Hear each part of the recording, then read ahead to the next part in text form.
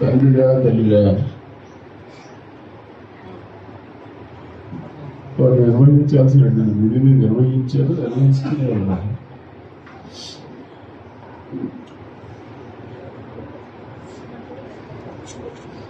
దేవుని చిత్తం దాన్ని తలపాల్సింది. సభలో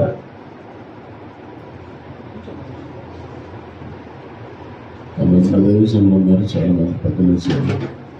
సువారికి సమయాన్ని ఇస్తుంది. దాని ముందుగా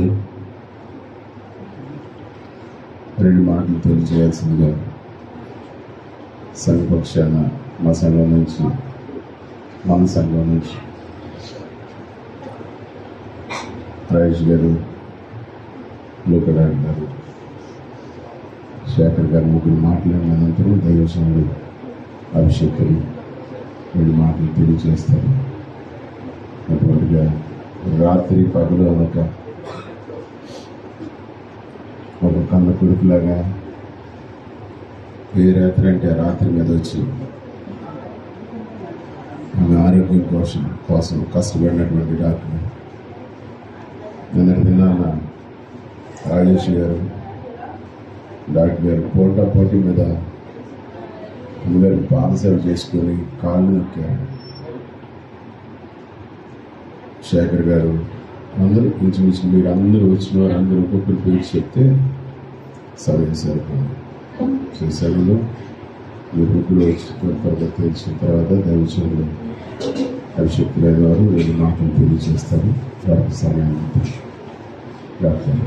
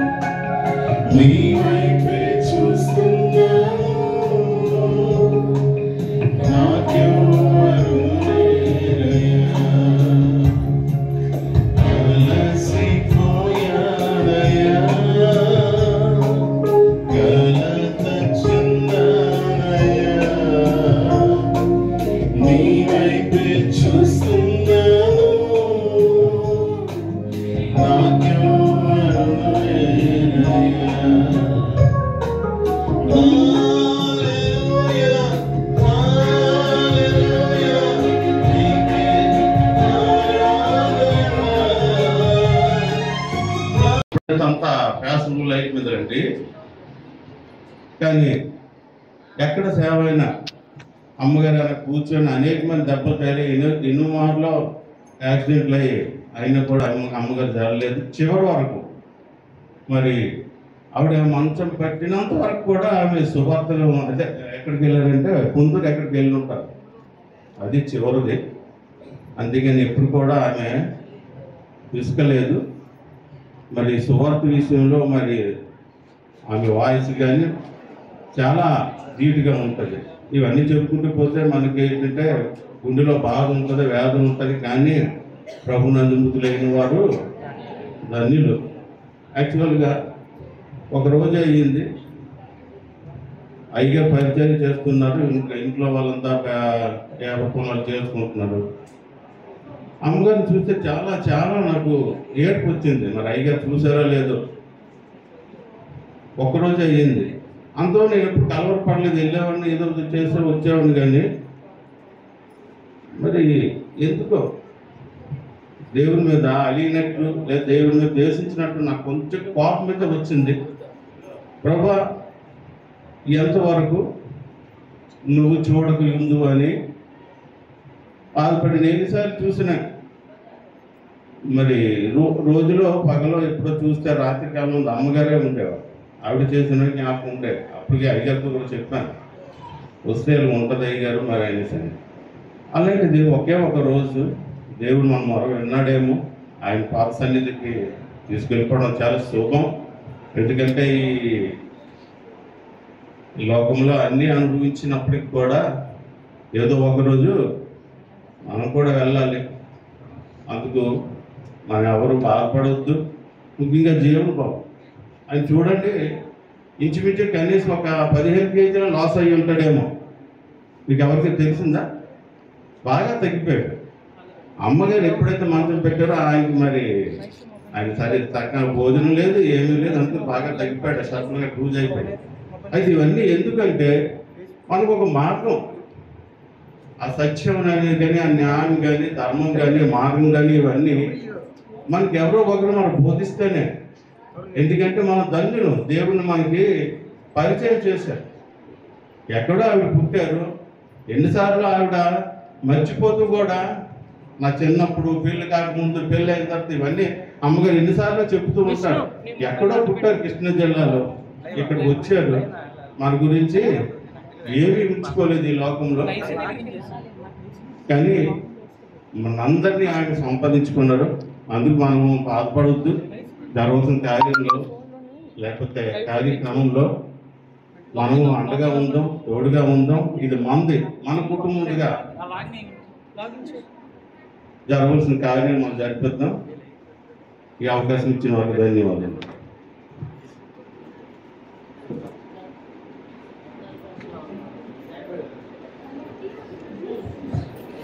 శేఖర్ గారు ఉన్నారండి.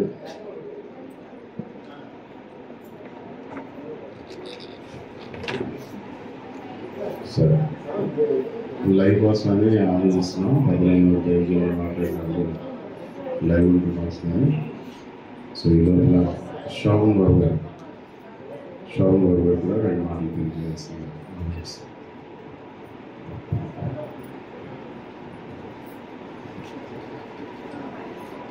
ప్రభు నామానికి మహిమ కలుగుగాక. నేను ప్రభుని సొంత రక్షకుడుగా అంగీకరించిన నాటి నుంచి తల్లిగారి గురించి నేను ఎరుగుదును. తల్లిగారు మంచి ప్రార్థన పరురాలు. ఏ పని అయినా సరే తను ప్రార్థనతో ప్రారంభించేది. పిల్లలు కూడా అట్లాగే ప్రార్థనలో ఆమె పెంచింది. పరిచర్య అంతటిని కూడా ఆమె తన ప్రార్థన సహాయంతోనే ముందుకు కొనసాగారు.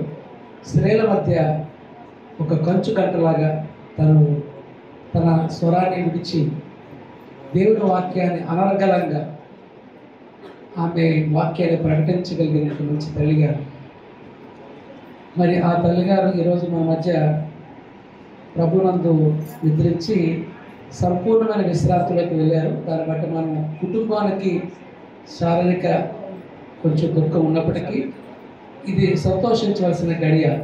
ఎందుకంటే ఆమె ప్రభునందు విశ్వసించి రక్షణ పొంది తన జీవితకాలంలో తనకు అప్పగించిన పరిచర్యను ముగించి తన పరుగును కొనసాగించి మంచి పోరాటం పోరాడి దేవుని ఎదుట ఒక మంచి నీతి కిరీటాన్ని సంపాదించుకోవడం కొరకు ప్రభు సన్నిధికి ఆమె వెళ్ళింది. కాబట్టి ఆమెను బట్టి మన ప్రభును స్తుతించాలి. క్రైస్తవుని యొక్క అసలు ఆమె జీవితం అంతా కూడా పిలుపుతోనే అది ప్రారంభమవుతుంది. ప్రయాసపడి భారం మోసుకుంటున్న సమస్త జనులారా నా దగ్గరికి రండి, ఆ పిలుపు అందుకున్న ఆమె చివరి పిలుపు నరులారా తిరిగి రండి అనే ఆ పిలుపుతో ముగింపు పొంది ఆమె ప్రభువునద్దకు సంపూర్ణ విశ్రాంతి పొందుకోవడానికి వెళ్ళింది. కాబట్టి ఇప్పుడు అమ్మగారి గురించి ఎన్ని మనం చెప్పుకున్నా సరే అమ్మగారు వినే స్థాయిలో ఉండలేదు. అయితే కుటుంబస్తులంగా మరి సంఘస్థులంగా మనము ఏమైనా మనం నేర్చుకోవాలంటే అమ్మగారు విడిచిపెట్టినటువంటి ఆ మంచి భక్తి మార్గం ఏదైతే ఉందో దాన్ని మనం మాదిరిగా మనం ముందుకు వెళ్ళాలి. పౌలు ప్రతికూల దినాలు అన్నాడు, నేను క్రీస్తుని పోలి నడుచుకున్న ప్రకారం నేను నన్ను పోలి నడుచుకోలేను. అలాగే కృపా సముద్రం గారు తన భక్తి జీవితం కానీ తన ప్రార్థనా జీవితం కానీ మనం ఆలోచన చేస్తున్నప్పుడు అది మనకు ఎంతో మాదిరి కావాలి. ఆమె మరణ పడక మీద ఉన్నప్పుడు కూడా, కదలలేని పరిస్థితుల్లో ఉన్నప్పుడు కూడా పాటలు పాడుతుంటూ తన చుట్టూ వచ్చినప్పుడు అనేకులతో పాటు ఆమె కూడా పాటలు పాడుతున్నట్టుగా, అనేకులతో పాటు ఆమె కూడా వాక్యం చెబుతున్నట్టుగా ఏమండి మనం చూశారు. అదే విషయంలో మరణశైలిలో ఉంటున్నప్పుడు కూడా, మరణ పడక ఉంటున్నప్పుడు కూడా వాక్యం చదువుకునేటువంటి అలవాటు ఆవిడకు ఉంది. ఆమె చిరస్థాయి వరకు అది కొనసాగించింది. అది మనకి ఎంతో మాదిరి. కాబట్టి ఇలాంటి మాదిరి కలిగిన స్త్రీని మనం కలిగి ఉన్నాము. ఒక తల్లిగా, ఒక సేవకురాలుగా మనం కలిగి ఉన్నాము. ఆమెను గురించి ఏడ్చి 2 కన్నీరు గుట్లు కాల్చి వదిలేసినంత మాత్రాన మనం ఏదో భావతృప్తి పొందుతాం. కానీ ఆమె విడిచిన మార్గాన్ని ఒకవేళ అనుసరించకపోతే మనం ఆమె చూపించిన ఆప్యాయతలు ఏవైతే ఉన్నాయో అవన్నీ ఓటకం అనుకోవాలి. ఇప్పుడు మీరు కాచే కన్నీరు, ఇప్పుడు మీరు చూపించే ఆప్యాయత అదేదైతే ఉందో అది మీరు మీ మాదిరిలో ప్రార్థనా జీవితం కానీ, వాక్య జీవితం కానీ, భక్తి జీవితం కానీ అమ్మగారిని మాదిరిగా తీసుకుంటూ రాబోతున్న క్రీస్తుని ఎదుర్కోవడానికి మనం అందరం సిద్ధపడదాం. అలాంటి కృప దేవుడు మనకందరికీ అనుగ్రహించిన గాక. ఆమేన్.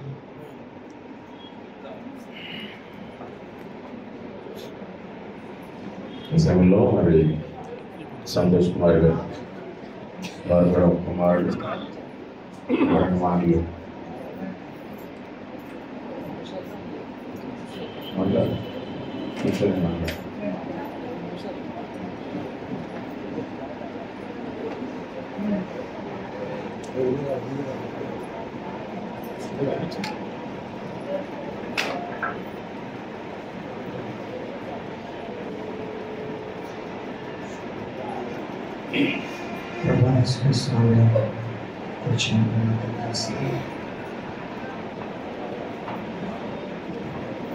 మరి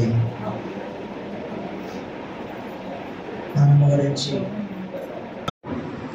అటువంటి హృదయం మనం కలిగి ఉంటే దేవుడు ఇష్టపడతారు.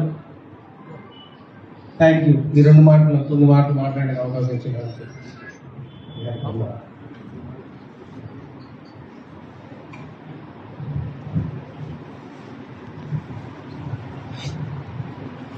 అందరికీ ప్రభు నామములో వందనాలు. మరి నా గురించి కొంతమంది తెలుసు, అంటే మనసంగా కదా. భార్య నుంచి నాకు ఐడియా ఫ్యామిలీ తెలుసు.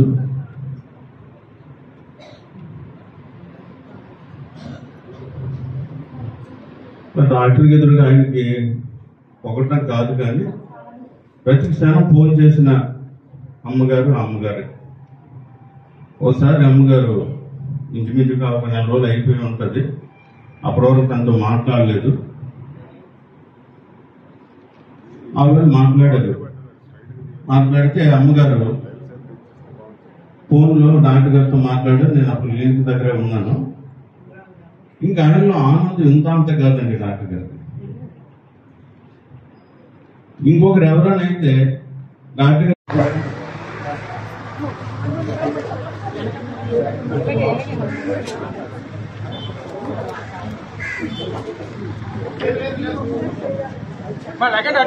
అట్లాగాలి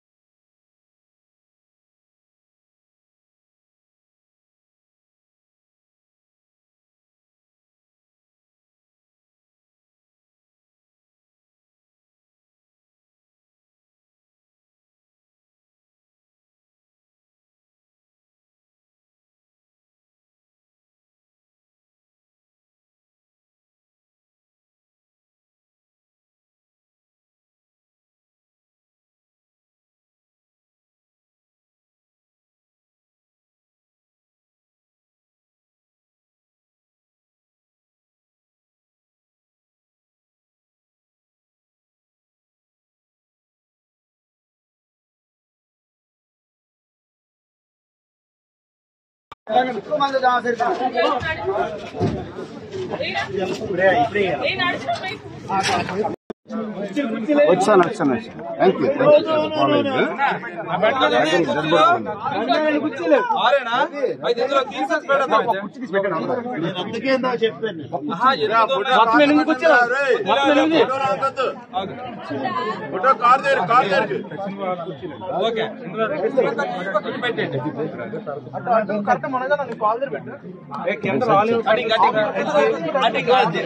ఓకే ఇప్పుడు అలా అయ్యారు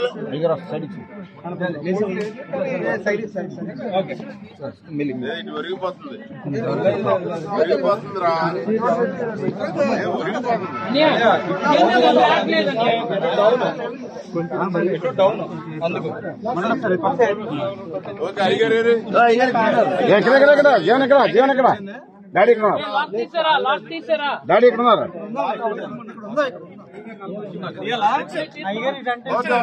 ఒక్కసారి వినండి.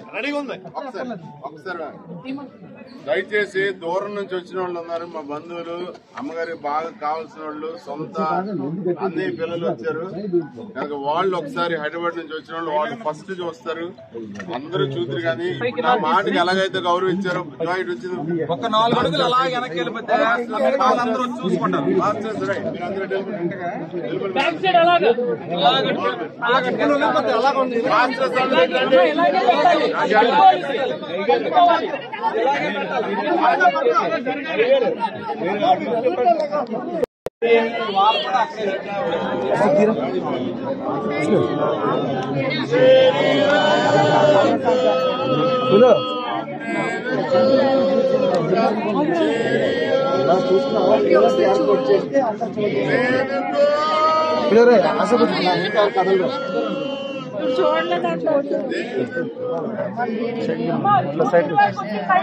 ఇంకా చాలా మంది ఉన్నారు.